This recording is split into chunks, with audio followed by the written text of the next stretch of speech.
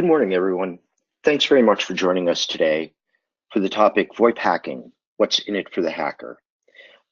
We've specifically geared this webinar toward federal government agencies, system integrators that support them, and consultants that are also supporting them. My name is John Macario. I'm Senior Vice President of Channel Marketing at Ribbon Communications. Ribbon is a leader in secure real-time communications. We've got a number of products and services that are available to support SIP security, and we'll talk a lot about that as the day goes on. But we're going to start by talking about SIP hacking, generally speaking, and what are the motivations of the folks who are doing it. I'm joined today by two of my colleagues, Michael Raymond, who's Director of Software Solutions at Ribbon, and Kevin Isaacs, VP of Engineering and Product. Mike, I'm going to let you introduce yourself at this point. Thanks, Kevin. My name is Michael Raymond. I'm the Director of Software Solutions, and I've been in the access market for probably 26 years now. I did start in the DC area on the outside the Beltway, working for systems integrators, working with DoD. I've been in the early days with video conferencing, kind of started there with KG-based solutions. I've worked in a lot of Tempest environments, SCIF rooms. That led me to moving out west to be more of a product innovator, designer, and working for manufacturers out here, which brought me to IP and again back into the access market with video and voice. So I've been with voice technologies ever since the beginning, and I've watched the incremental threats happen throughout time, and we're going to be talking about some of those threats and what to be careful for. Okay. Thanks, Michael. Kevin? Yeah, thanks, John. So I'm Kevin Isaacs. I've been with Ribbon for a few years, coming in through from the Sonos side of the merger, coming into Ribbon, and been responsible for largely our edge products, which were sold into the federal space, and all very much still sold into the edge space, and providing the security and working, doing the voice center working and the effectively the packet compression and relaying the secure voice. So I've had a long expertise from keeping voice secure and making it work within a lot of the different levels of secure government communications. I took a brief hiatus from the edge engineering side and went over and started the Protect product, which is what I'll be talking about today. So basically, we built the Protect product from the ground up as our analytics platform. So I'm really looking forward to diving into it with everybody today. Thanks very much, Kevin. So a couple of points, housekeeping points before we get started. There's a question already, so a few of you certainly know how to use the question box. We'd appreciate it if you would put your questions in there. If they're consistent with the flow of the presentation, we'll answer them as in near real time, and we will have some time for questions at the end. The first question was, will you be recording the webinar? And the answer is yes, the webinar is being recorded, and we will make that available about 24 hours after we finish up today.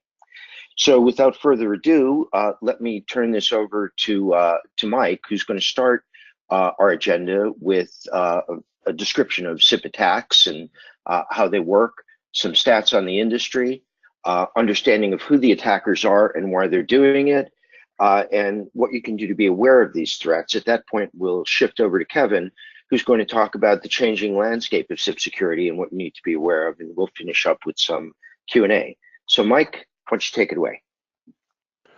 Thanks, John. As I was talking about earlier, moving over to the IP world was quite challenging, and being involved in the that DoD area with Tempest environments, probably one of the most secure networks that I've seen throughout time is a SCIF room with a Tempest environment. I mean, it's very secure, point to point, and this was based upon video technologies when I was in there working on those rooms. So we take a look at that specific security element as a controlled, very static controlled element. And we've shifted forward, 15 years, and really, opening up to the IP infrastructure. Attacks can happen, like this slide says, anytime, any place, any device. So that's what we're kind of going to be discussing a little bit more on, what we see happening. And I think one of the biggest threats that I see as a up and coming threat is mobility, right? Mobility, everybody wants to be mobile, they want to move around, versus that skiff room kind of scenario I gave you, where that's the most secure that I've seen, throughout my time in 26 years of doing this. So we have to take a look at what are the real threats about SIP, and bringing to all these things that happen here. The video denial of service. We have a lot of different matrices here. We have a denial of service threat. We have phishing, registration flooding, very common that I've seen in the world, in the networks. We have registration attacks, number harvesting, SIP password attacks, very prevalent out there in the SIP trunking markets in the public space.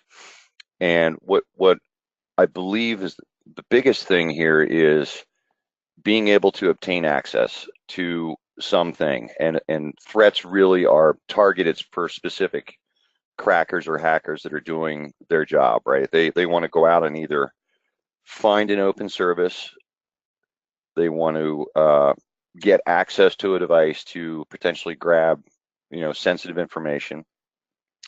The denial of service attacks, I've seen quite often, where there'll just be 1 byte UDP packets being targeted towards a service application port, which is very, very effective when you think about it from that standpoint. So there's lots of different threats on what's happening in the world today. And I always like to tell people, understanding what's on the cable, right? That's really the important part, and having devices that are in line that identify these threats. And that's what Kevin's going to go over a little bit later. So when we look at these, we have a couple of questions for you. I think John's going to bring this in. Right, quick poll question. Just curious from the audience to understand the level of concern that your federal agency customers have around SIP security threats. Are they aware of them? Are they concerned about them? So if you could just click your screen, we'd appreciate that, and we'll give you the results as soon as we've got them. Thanks, Mike, John. maybe you can give us some examples.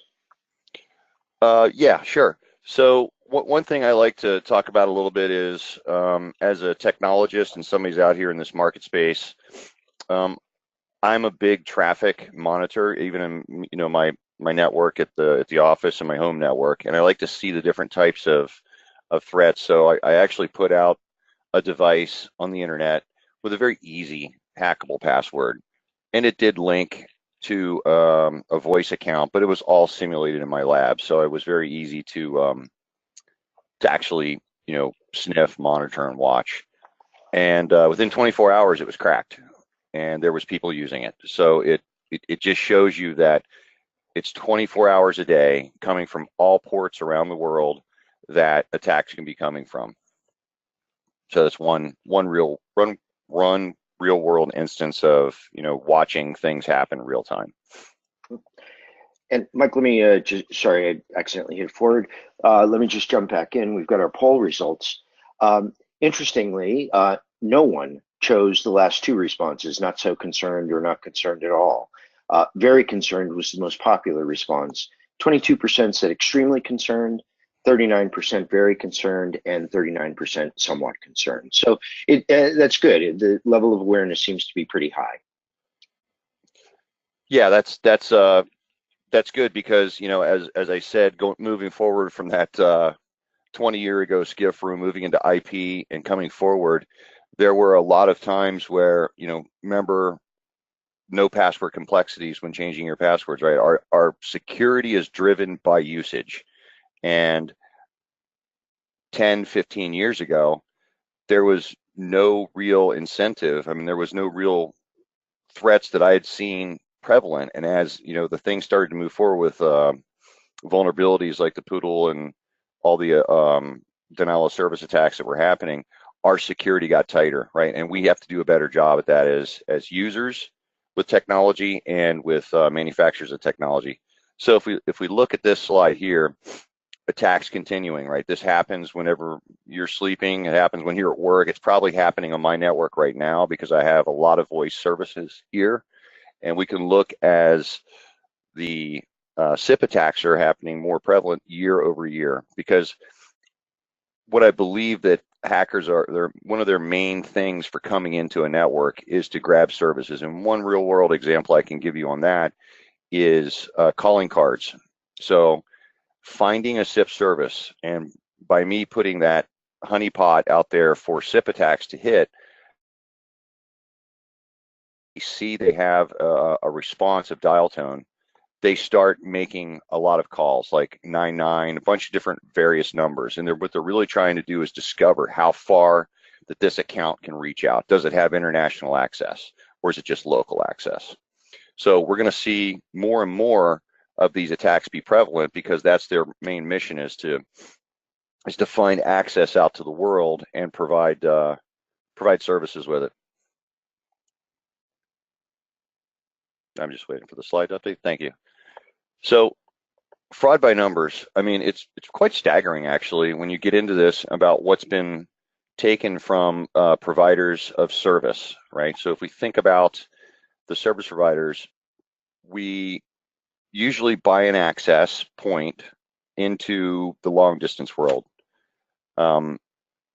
If you look at what happens across service providers, there are quite a few things that happen from a revenue perspective. Traffic pumping is one thing, but the pure loss of revenue, customer, my account, maybe I have an IP PBX that got compromised, and this compromise can happen in a lot of different ways. I think one of the things we'll talk about a little bit is securing these installations of IP PBXs, where the VAR comes in, they do the installation, ultimately, test account and a password of, test 123, say for example, because testers, when they're installing things, they want to make it easy, right? Easy on themselves. They don't want to use a hugely complex password just to do some basic SIP trunking testing with a phone device.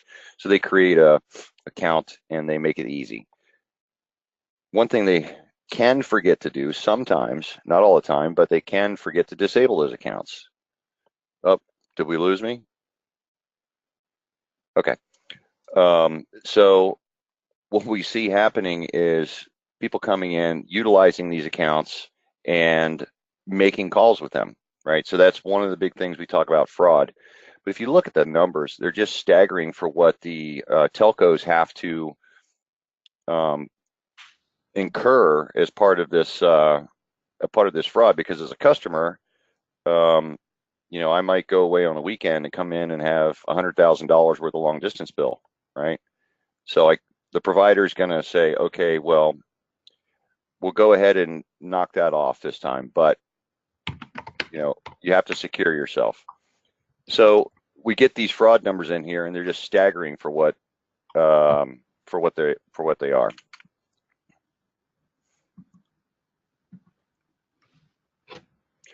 Okay, so it can happen to anyone, right? I've seen it in multiple areas. I've seen it with small customers, I've seen it with large customers.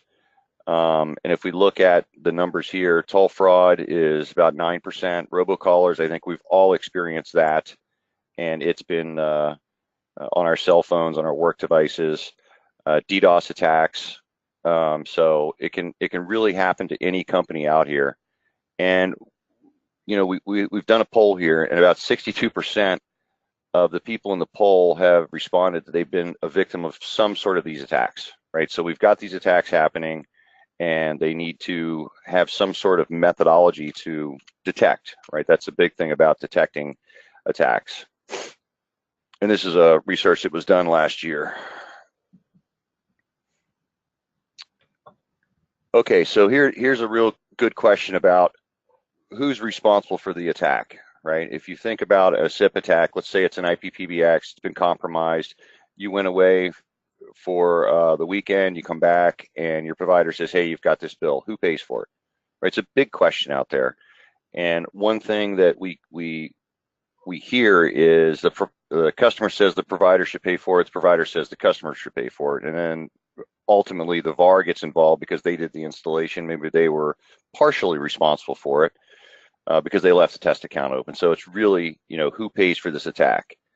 So it's everybody's pointing fingers at that point. So let's ask in the federal context. We're going to put up another poll. So, audience, who do you feel ought to be responsible for ensuring SIP security on a federal government contract? Is it the integrator? Is it the service provider that you're working with, or is it the federal agency? And we'll give that a couple of seconds for you to respond to that. And Mike, it's interesting to me when we polled these over 1,200 decision makers at all sorts of companies. They felt that it was the UC provider's responsibility, and then down on the bottom left here, apparently the provider feels differently. True, yeah. And like I said, throughout my time in IP voice and video, it's always been a contention, and what we what we see from at least the carrier's perspective is that it's the customer's responsibility to actually secure the network. And while it's kind of a joint effort, right? The provider should recognize that there's been a compromise happen, even though the customer hasn't done it, but really gets into, whose real responsibility it is. So we see providers actually putting up responsibility statements, and they tell you your company is responsible for securing its phone system. So they're trying to, get themselves secure from having to either just completely eat those charges that were happening. And we've seen lots of large telephone bills about what's being incurred over these periods of attack and compromise. And maybe a little finger pointing going here too. About 30% said it's the integrator's responsibility. Only 5% thought it was the carrier's responsibility. 2/3 said it was the federal agency's responsibility. Right. So again, here we go with the same thing, right? Whose responsibility is it? And right. I think it's a little bit of everybody's responsibility, and we're going to show you in Kevin's presentation how we can help alleviate some of that. So here's a real targeted thing. This thing happened. This was a law firm, I believe, in San Francisco, if my memory serves me correctly, and it was a SIP trunking service, IPPBX on the land side. And this company incurred $160,000 safe over the weekend, right? This was, I didn't get a root cause analysis on this, but I could almost guess at what happened, right? This is one of those things where there was an easy password on the IPPBX, just like in my scenario when I put my device out on the raw internet, left it with an easy password. I didn't leave the management account, I only left the SIP account, right? So we're talking specifically about SIP and SIP attacks. So first of all, it's find something that's available for SIP services, and then the hacker starts sending invites to it and registers to it to try to figure out what's open and what not's open. So we're going to talk a little bit about SBCs versus firewalls when we talk into this. Okay. So how is it happening? There's a multitude of ways. A lot of deployments that we've seen prior to a ribbon SBC being installed is a simple firewall that's got service ports open to allow that IPPBX on the LAN side to actually do its job and talk out to the SIP trunking service. So that's one vulnerability that has definitely been used by attackers to come in and gain access to these easy targets, which are IPPBXs. It also allows a lot of denial of service. When we talk about TDOS, so telephony denial of service is a specific forced attack, whether it's SIP messages or RTP events. And RTP events are really interesting attack vectors for more denial of service. So how it happens is there's some sort of service port that's been required by the IPPBX vendor. It's also been required by the SIP service provider. And the firewall admin, the IT security guy, that whoever goes in and does this, says, okay, fine, fill out the paperwork, we'll open up the ports, get your service working. So by the time you get to the end of it, you've got a firewall that's got holes in it that really isn't very intelligent in in SIP and the application layer aspects. So you've just basically opened up huge holes into your network, which is different than what a session border controller can do. So here, again, same thing about having SIP trunking services come in, the attacker has pretty much unfettered access to come in through your firewall. Now, let's talk about firewalls a little bit. Unless there's really source and destination-based rules, which should be obvious to most IT vendors today about providing secure access, source IP, destination IP over to your SIP trunking service, it's still not foolproof on what an attacker can do. I gave you my example. It was on a true public IP. I left it as wide open, very targeted for somebody to come in and try to compromise me. And like I said, about 24 hours later, I had people trying to make voice calls. So having an SBC involved is definitely of value in a lot of different mechanisms. We've used data networks to really secure our data functions. However, they're not the best at achieving voice security as a session border controller can do. So one thing we're not doing is we're not innovating fast enough, as this slide dictates, for changing that architecture to be more secure. Attackers, they're coming in, and one example I gave you was a lot of different numbers that I see being randomly dialed. These numbers and what we've theorized and what I've seen out in the field are they attach these to calling cards. So for the time that this event is open, you've got your device being used by a calling card proxy that comes out and uses your device for as long as it's open for. And that's where these big bills run up over the weekend. So the vulnerabilities continue. And I think the goal for Ribbon and our products is to provide you the tool sets to secure those networks and be more conscious about what's happening. And we believe that we are far ahead in providing innovation in that. And with that, I'm going to turn this over to Kevin. Awesome. Thank you so much, Mike.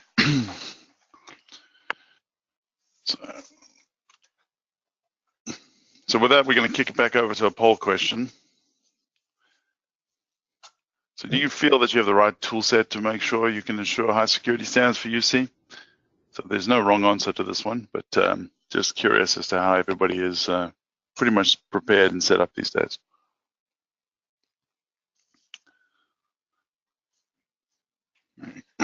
Couple of minutes. Distributing the poll. There we go. And we'll provide the responses in just a second, Kevin. Yeah.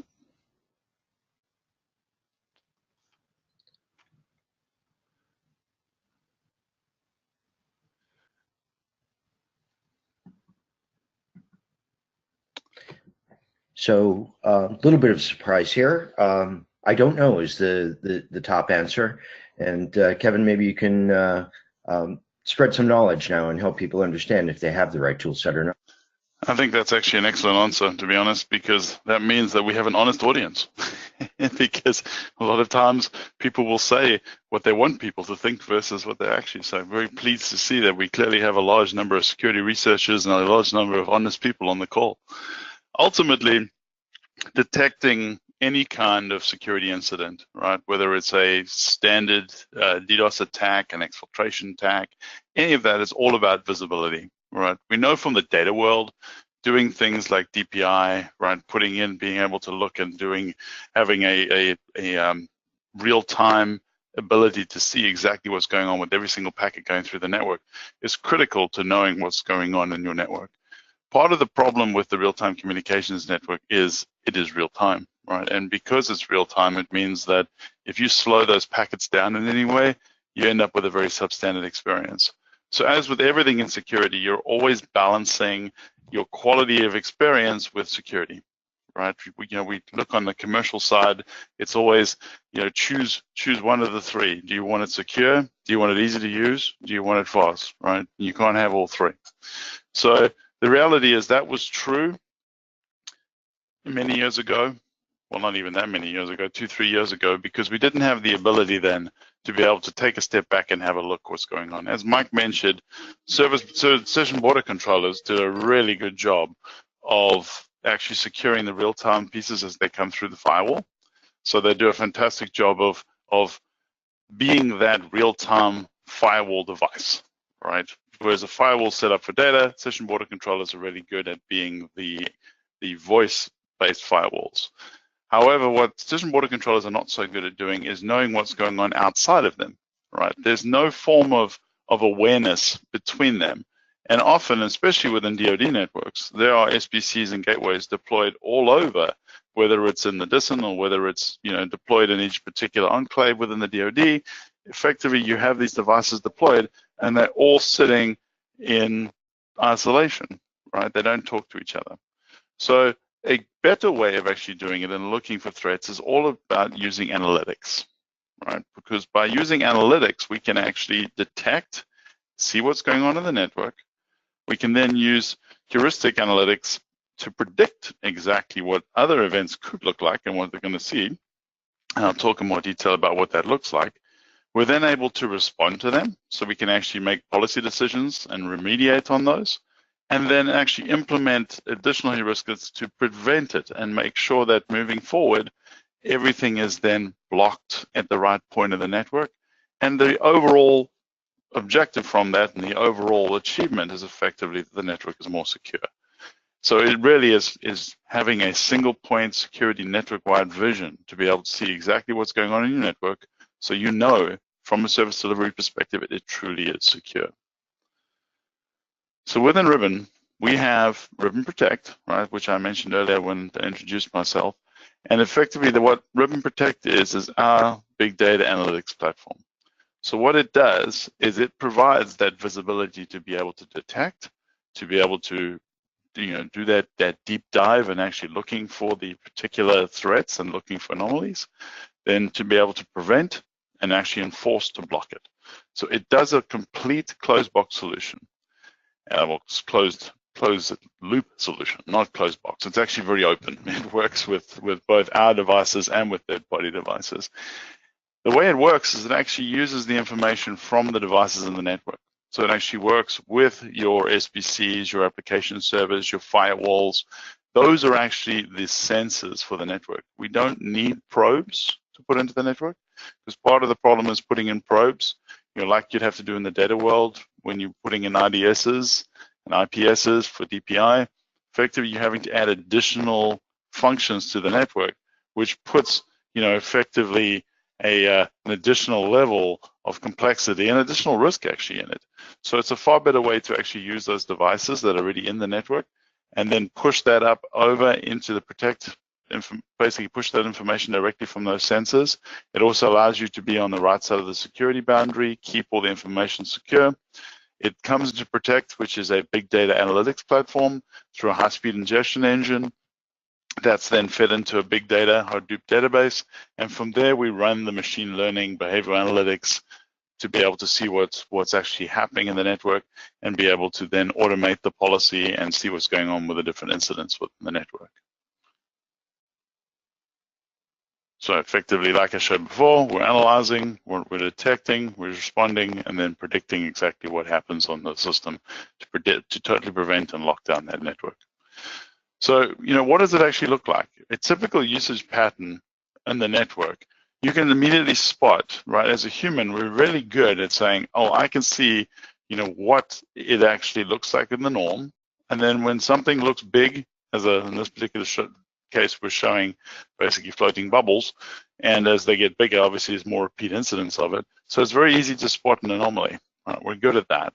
So being able to just provide visibility, which is what Protect does with analytics, is really key. So just being able to take the system, pull all the data in, be able to slice and dice it the way you want to see it so you can actually see what's going on, gives you that behavioral analytics to know exactly how the network is behaving, how it's performing.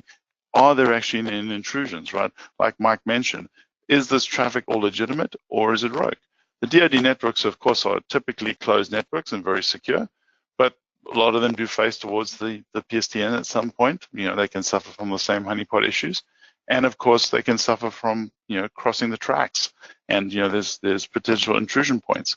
So why not be able to look and see exactly what's going on and just avoid the thing entirely?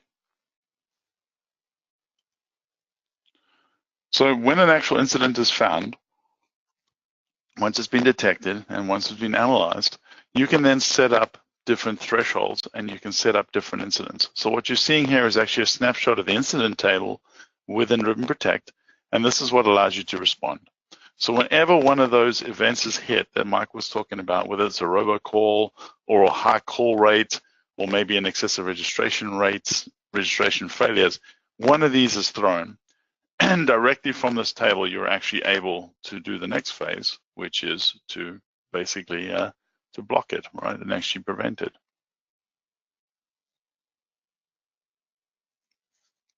So from that phase, you basically can go in.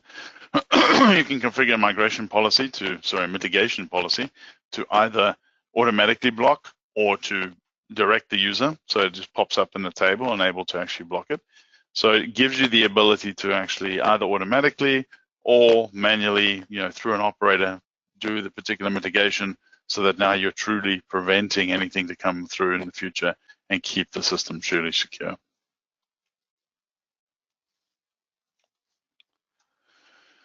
So one of the things that, like I mentioned earlier, is the session border controllers have done a really good job as a firewalls of detecting things in isolation. Right? They're very good at saying, okay, I can tell what is legitimate traffic, what it looks like, and how it actually looks legitimately. What they don't do a good job of is when there is actually one incident that comes in. So when we have a particular threat that comes in to one SBC, it will typically just get blocked on the one SBC. It won't actually go through and we just go to the next build. Yeah, so basically you can see the bad traffic coming in on the one. A session border controller on its own would only block it in that middle SBC. What having an analytics platform that actually pushes down and does a full prevention and basically a full cycle closed loop scenario, it allows you to effectively block that bad traffic at all the intrusion points. Because invariably, if an IP address is bad, right, so it's coming from the IP address of B.A.D.D, it's most likely going to be bad for web traffic as well. And it's probably going to be bad for FTP traffic. And it's going to be bad for pretty much all the traffic coming in the network. So you really want to block it on all SBCs. You want to block it on the firewall, and you want to block it at the best point in the network, right? So especially when you have different levels of security, if you know it's a bad incident, being able to block it across all of those particular devices is the right way to do it.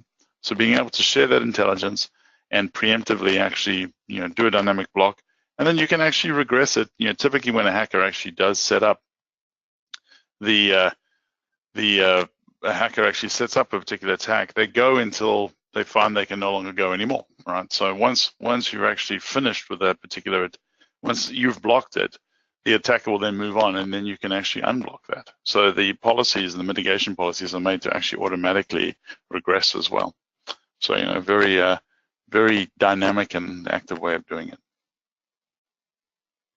So now when any traffic comes in from any of those bad pieces, basically it gets blocked. So just to kind of dive a little deeper into some of the ones that Mike talked about. So one of the common ways that Mike talked about that San Francisco law firm that ended up with $180,000 over the weekend. We see this all the time. We see it, especially in our enterprise business. We see a lot of what's known as cut-through or dial-through fraud, which is effectively what happens is the user will find a particular extension on a PBX, right? Or they will actually find a phone that they can actually get on the web interface with a weak password. They'll find some way basically of either doing a forward through the particular enterprise's system. A lot of PBXs too will actually default if they don't have they don't find a route, they will simply default to taking the numbers and just forwarding them all through. So that's, of course, very bad because you end up with a way of doing a lot of toll fraud. So this is your typical dial-through fraud, right? Effectively, once the attacker finds it, they put it down on the dark web and then are able to use it to end up with a lot of dial-through fraud. So, a good example was that law firm. Another good example, so yeah, it was in Georgia, it was 166,000 over the weekend. So, and we've had that, by the way, with multiple. And the easy solution is to put in an SBC, right? It can then see that traffic's going in and coming back out on the same trunk an anomaly, but it doesn't spot the patterns as well as what you can do with analytics platform like the Protect platform.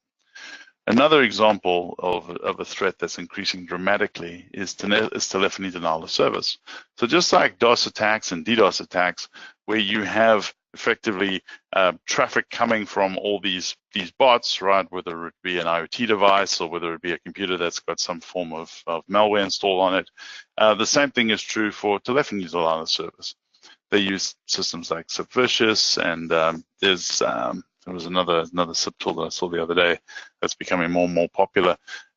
Basically, you have these toolkits, right? They're included as part of it, and that's why, as Mike mentioned, the minute you put it out on there, put a SIP system out on the public internet, immediately it will, you'll start seeing calls going through it.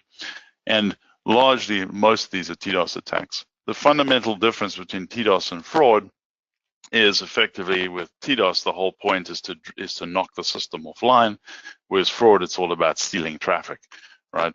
TDOS is, of course, a far greater victim because, with fraud, sometimes you can say, well, it wasn't my fault, but of course, you have a lot of liability there. Quite a good example, actually, very close to our headquarters, just up in New Hampshire, there was a little vet's office that had their phone system taken offline in a attack, and effectively they were told to transfer $1,400 in Bitcoin to bring their phone lines back online. Of course, being in the modern era we live in, this particular vet decided that they were going to put on their Facebook page that, well, just don't bother to call us, just make appointments on Facebook. Now, of course, anybody that knows anything about the security of Facebook, that wasn't exactly a more secure way, but the vet clearly didn't want to pay to have their phone systems unblocked. It is kind of fascinating to me to see the way that ransomware is pretty much adapting and going, finding the easiest path forward and taking down phone systems of a small vet in New Hampshire is becoming a very viable way of producing revenue. And they purposely leave the amount of the threat very small, because at $1,400, a lot of people will pay it just to have their phone system restored, versus if they ask for $140,000, probably not. So how do we actually detect these? And the beautiful thing about Protect is you actually see everything very visually. We've built a full business intelligence tool onto the top of this platform, so you can graph and slice and dice your data however you like. So if we look at this, normal traffic coming through the network, what you're seeing, every one of these lines is effectively different trunks and different NXXs, right? So your different dialing codes, effectively. If you look at this, it looks pretty random. Why? Because normal traffic is pretty random, right? Unless there's an event that happens, like, there's a weather event and everybody needs to call FedEx, or, they're calling the airport or calling the weather service or something like that. You're typically just going to see pretty much random nature to any form of traffic pattern. When you do have something like a TDOS attack, it shows up as a far different looking traffic pattern. So as we'll see in the next slide. So effectively what you have here is you see an attack initiated. Now, if you remember from the previous slide, the maximum number of calls it got up to was 80, right? Immediately now we have one basically vector that gets initiated, and it has over 200 calls, right? So it's basically peaks up almost immediately and then slowly ramps down. Why do they do that? Because they want to be undetected, right? So depending on whether this is some form of TDOS or whether it is effectively an attack on knocking out a system, they either effectively peak up and then drop down again. And one of the SPCs could have found it. Then fast forward a couple of hours, a secondary source comes up, right? Then the primary kicks back in. Now you've got both of them going, and you can see we're now over 250 calls simultaneously running. So as a user, it's actually very easy to see that these are attacks, because the normal traffic along the bottom is pretty static, right? It's just churning along the bottom, and now you see these jump ups. So it's very simple for an algorithm, basically a machine learning algorithm, or a simple threshold algorithm to basically detect these. So that's exactly what the Protect system does, and you can configure that to be able to find them or automatically find them. So effectively, when phone systems are under attack, right, there's a number of different ways that, and a number of different examples we've seen, right? So, and I'll talk about the unintentional TDOS attack. There's an amazing number of these, right? 911 lines going down, right? And effectively what happened in this case, and I'll go into more detail in the next slide, is it was actually toll fraudsters making a mistake and ending up DDoSing. So they had no intention of actually DDoSing. What they did was they were effectively trying to make a bunch of international calls, right? And then in those international calls, some of them were going over to India and prefixing on of a basically India number on the front. And instead what they did was they dialed 91 for India, and they had the additional 1 from the US area code, so they dialed 911. So effectively what they ended up doing is knocking out a 911 center. So while it was supposed to be fraud, they were supposed to be just, they found a PBX, they were going to be using that cut-through fraud to go in and effectively, make a bunch of money of sending traffic and, effectively toll bypass and being able to commit toll fraud. Instead of what they did is ended up knocking out in a 911 system. And this didn't just happen once, right? So this 911 case I talked about, there's another case too in Australia where, they're use 000 as their emergency operator. And so they were using the international prefix of 00 and by mistake put in an extra 0 and ended up also knocking the 911 center off because there's just simply not enough agents. So these are holding up real live people that can now prevent local residents from actually reaching those emergency services. So it's critical, as obviously a 911 being a critical public infrastructure, that we need to make sure that we're able to ensure that traffic flows. So how do we detect that? This was the actual CDRs from that Australian case I was talking about. So if you actually look, you can see the calling number was 000 in this case. So immediately it shows up as way different from the norm, right? The floating bubbles show us that, oh, there's definitely an issue here. Why is this showing up so quickly?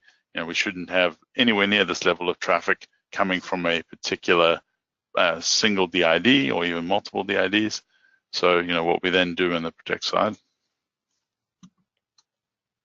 is we configure a rule, and in that rule, we effectively say we want to look at if we have like 1,000 calls happening within 15 minutes, right? Looking back, we want to disable that particular route. So, very simple to configure, and we can immediately find one of these because if there is a true 911 emergency, it's going to come from a very distributed set of NXXs. It's not going to come from a closed pattern. So by putting on a simple rule like this, we're able to very quickly find and block out any of those kind of 911 attacks. And it was ultimately a mistake, but it doesn't matter. It effectively disrupted the critical, compliant FCC reporting 911 traffic. What does that look like when an actual incident comes up in the system? You see a call rate exceeded TDOS event, right? And in this particular case, it's already been mitigated, so it's already closed out and good to go. So moving forward, basically how do we solve this problem? Of course, installing that protect with TDOS into those SPCs. Now the attacker is blocked at the network edge. So there's no way that particular person's either phone number or IP or even user agent signature can make it in, because those devices have now been told to block it and stop an intrusion. Kevin, we do have a question as to how Protect shares information between the SPCs or among the SPCs. So what Protect does is effectively it takes that information into the Protect platform.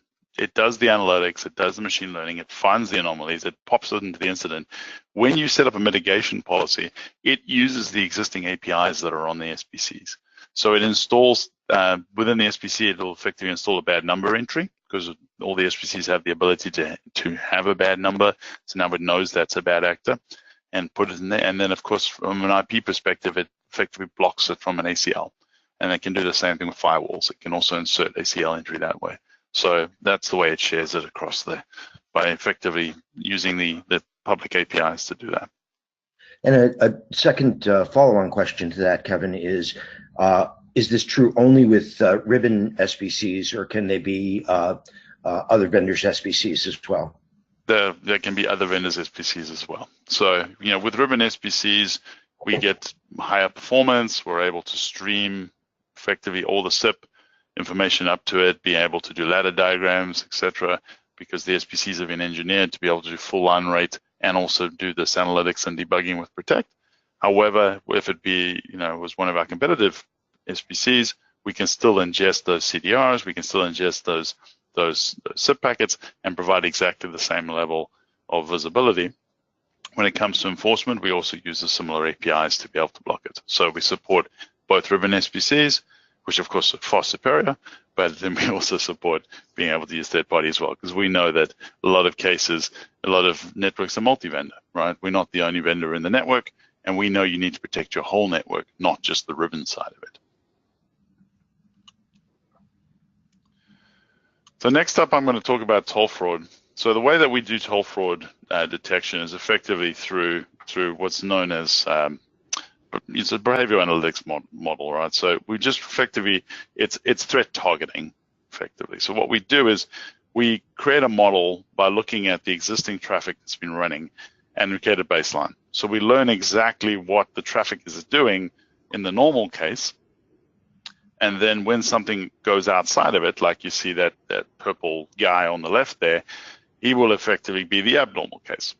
So the system is a full behavioral analytics learning model. So you set it up and you train it, and it will know both from a short-term and a long-term look back. So because Protect is a big data analytics platform, it can have a large amount of data look back. It can have years worth of data to look back on.